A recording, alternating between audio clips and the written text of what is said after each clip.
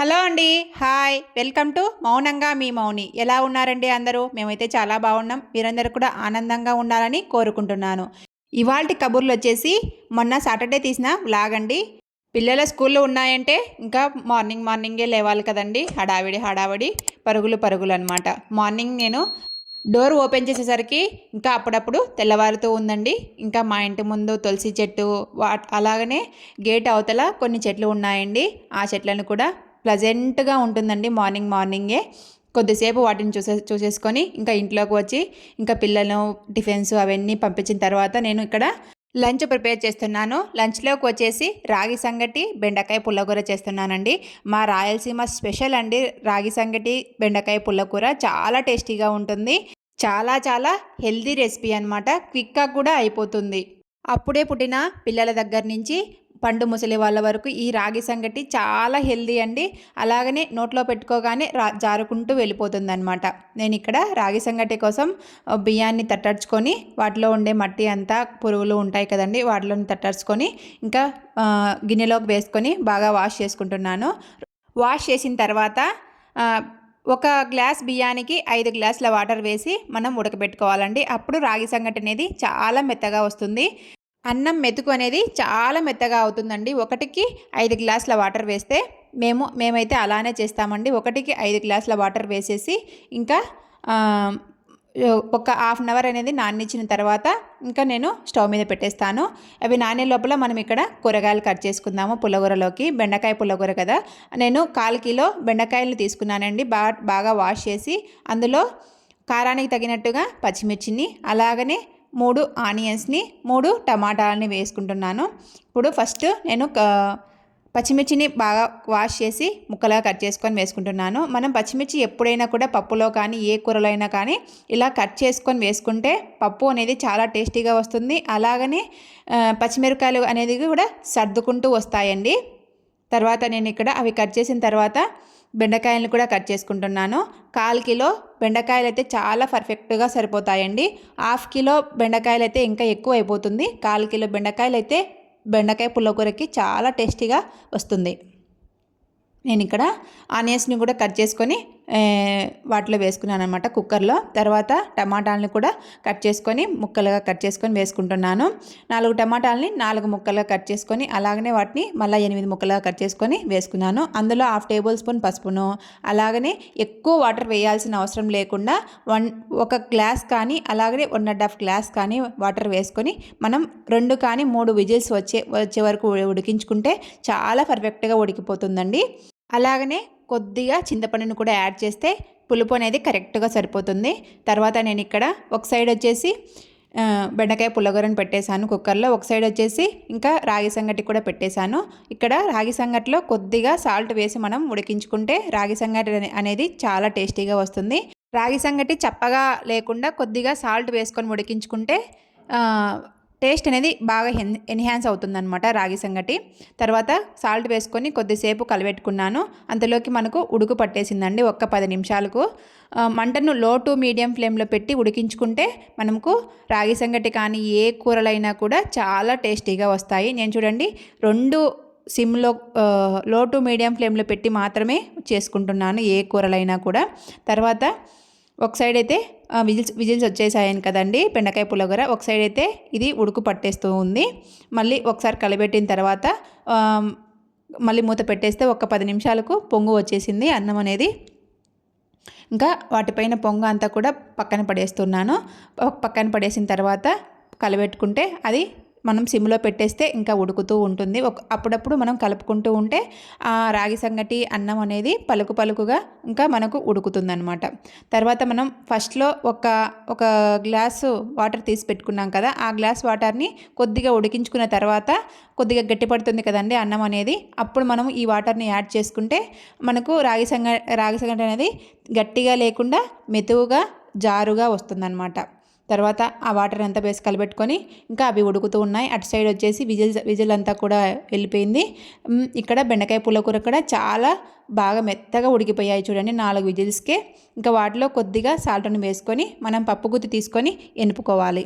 బెండకాయ పుల్లకూర అనేది నేను ఇక్కడ మెత్తగా చేసుకుంటున్నాను. ఇంకా వాటిని మెత్తగా చేసుకున్న తర్వాత ఇటు సైడ్ వచ్చేసి ఇంకా ఉడుకుతూ ఉంది సంగటికి, రాగి సంగటికి. నేను తెడ్డుకట్ట పెట్టినాను చూడండి. తెడ్డుకట్టెతో రాగి సంగటి గెలిగితే చాలా మెత్తగా వస్తుందండి. విలేజెస్లో ఇలానే కదండి తెడ్డుకట్ట పెట్టి మనం రాగి సంగటి గెలుగుతూ ఉంటాము. మా ఇంట్లో, మా అమ్మ వాళ్ళ ఇంట్లో, మా అత్త వాళ్ళ ఇంట్లో ఇలానే చేస్తారండి. తెడ్డుకట్ట పెట్టి రాగి సంగటిని గెలుగుతూ ఉంటారనమాట. ఇంకా బాగా మెత్తగా ఉడికిన తర్వాత, కొంచెం గట్టిపడిన తర్వాత అన్నమంతా కూడా వాటిలో మనము సరిపడా రాగి పౌడర్ని వేసుకొని కొద్దిసేపు మగ్గించుకోవాలి.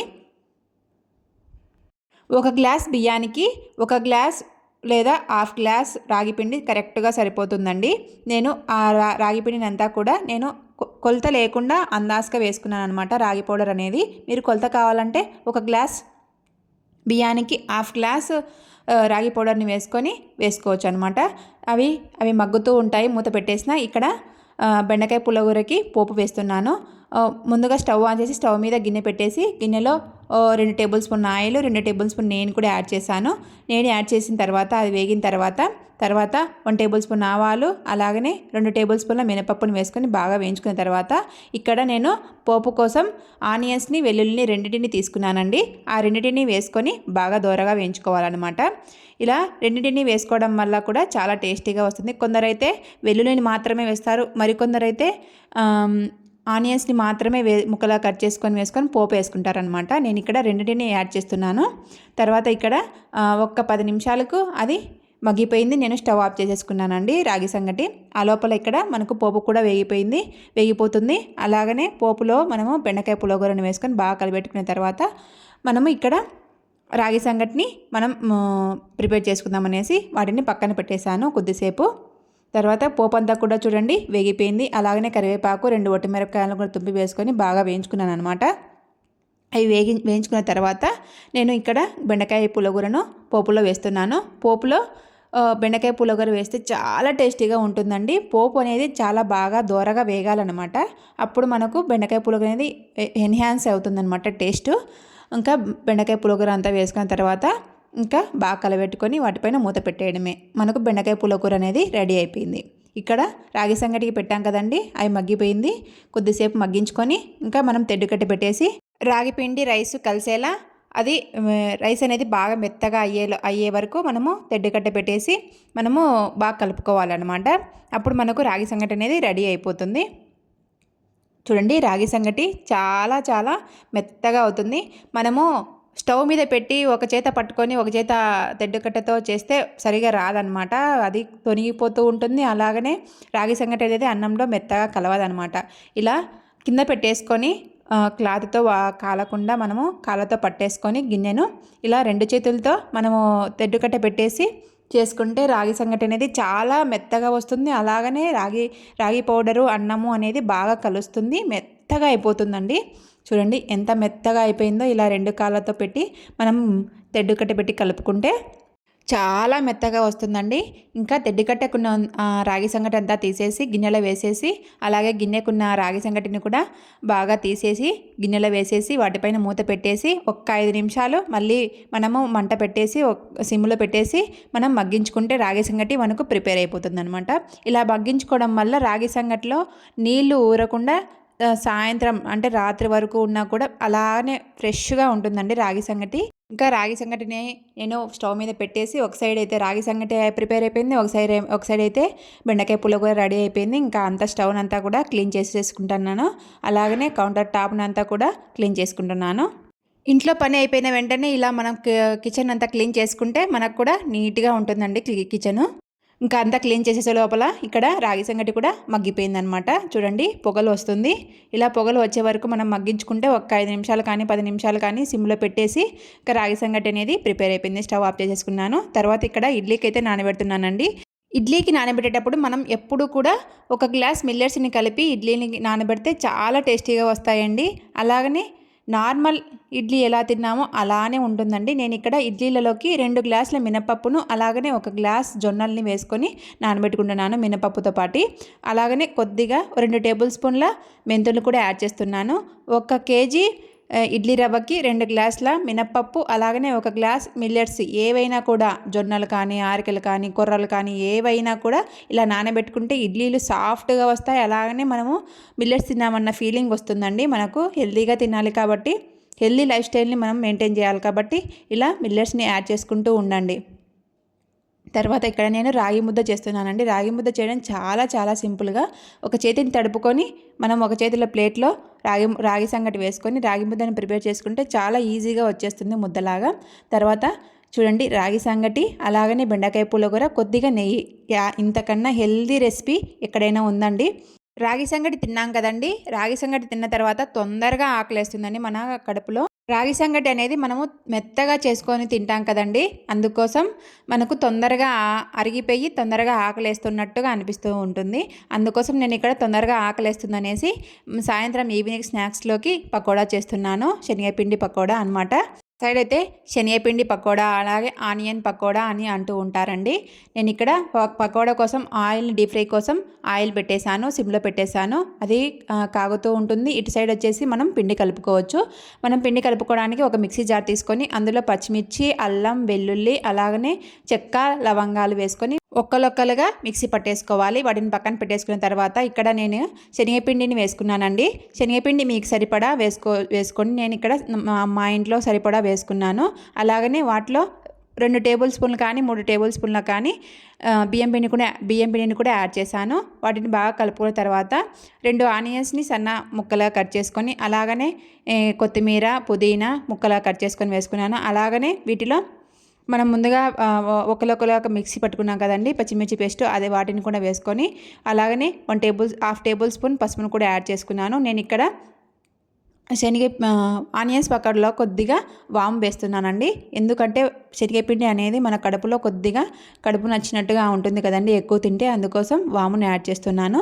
తర్వాత వంట సోడా, రుచికి తగినట్టుగా సాల్ట్ని వేసుకొని ఫస్ట్ వీటిని ఆనియన్స్ అన్నీ బాగా కలిసేలా, సాల్ట్ అన్నీ కలిసేలా, శనగపిండి అంతా కలిసేలా బాగా కలుపుకోవాలండి ఒట్టిగానే. తర్వాత మనం అవంతా బాగా కలిసిన తర్వాత కొద్దిగా వాటర్ వేసుకుంటూ మన కన్సిస్టెన్సీకి తగినట్టుగా కలుపుకోవాలి. ఎక్కువ వాటర్ వేసుకుంటే మనకు ఆయిల్ అంతా పీల్చుకొని ఆయిల్ అయిపోతాయండి పకోడాలు. అందుకోసం ఎక్కువ వాటర్ వేయకోకుండా తక్కువ వేసామంటే గట్టిగా అయిపోతాయి, ఎక్కువ వేసామంటే ఆయిల్ అంతా పీల్చుకుంటాయి. అందుకోసం మీడియంగా ఇదో నేను వీడియోలో చూపిస్తున్నట్టుగా మీడియంగా వేసుకొని మనం పకోడాను వేసుకోవాలండి. చూడండి, అంత జారుగా లేదు, అంత గట్టిగా లేదు, మీడియంగా కలుపుకున్నాను. ఇలా మీడియంగా కలుపుకుంటే మనకు కూడా అవి బాగా గట్టిగా ఉండవు, అలాగనే ఆయిల్ పీల్చుకోవు, మనకు కూడా తినడానికి బాగుంటాయి అన్నమాట. నేను అవి పిండి కలుపుకునేసరికి ఇక్కడ ఆయిల్ కూడా వేగిపోయింది. నేను పకోడాలను కూడా వేసేస్తున్నాను. మనం పకోడా వేయించుకునేటప్పుడు మంటను లో టు మీడియం ఫ్లేమ్లో పెట్టి వేయించుకోవాలండి. అప్పుడే మనకు పకోడా కానీ ఏవైనా కానీ బాగా లోపలి వరకు వేగి బాగా టేస్టీగా వస్తాయి. మనం ఎక్కువ మంటను హై ఫ్లేమ్లో పెట్టి వేయించుకుంటే లోపల వరకు వేగకుండా పచ్చిగా ఉంటాయి, అందుకోసం టేస్టీగా కూడా రావన్నమాట. నేను ఇక్కడ లో టు మీడియం ఫ్లేమ్లో పెట్టి వేయించుకుంటున్నాను. చూడండి, బాగా కలుపుకుంటున్నాను. బాగా కలుపుకుంటే అవి కొద్దిగా బాగా వేగంచాట మనము తిప్పుకుంటూ ఉంటే బాగా తొందరగా వేగిపోతాయి. నేను ఇక్కడ డీప్ ఫ్రైకి ఎక్కువ ఆయిల్ వేయకోకుండా కొంచెం తక్కువ ఆయిల్ వేసానండి. డీప్ ఫ్రై ఆయిల్ మనం మళ్ళీ వాడకూడదు అంటూ ఉంటారు కదండి. ఎక్కువ వేసి మళ్ళీ అదంతా వాడడం కంటే తక్కువ ఆయిల్ వేసి వాటిని వాడుకోవడం మంచిది కదా అనేసి నేను తక్కువ ఆయిల్ వేసుకున్నానండి. చూడండి, అన్నింటినీ సిమ్లో పెట్టేసి బాగా వేయించుకుంటున్నాను. చాలా బాగా టేస్టీగా వచ్చాయండి ఆనియన్స్ పకోడా అనేది.